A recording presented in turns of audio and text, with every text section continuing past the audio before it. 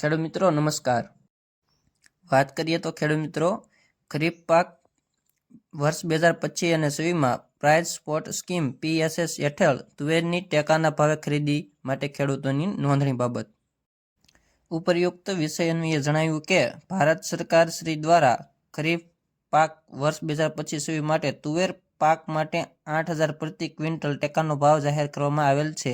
એટલે કે ખેડૂત મિત્રો 1600 રૂપિયા જે મણનો ભાવ થાય છે।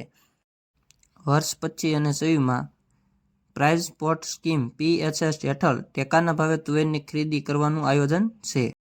રાજ્યના તમામ જિલ્લાઓમાં તુવેરની ટેકાના ભાવે ખરીદી કરવા તારીખ 15/12/2025થી તારીખ લઈને 14/1/2024 લગણ દરમિયાન ખેડૂતોની ગ્રામ્ય કક્ષાએ ગ્રામ કેન્દ્રો ખાતે VCE મારફતે વિના મૂલ્યે ઓનલાઈન નોંધણી નાફેડના સમૃદ્ધિ પોર્ટલ પર કરવામાં આવશે।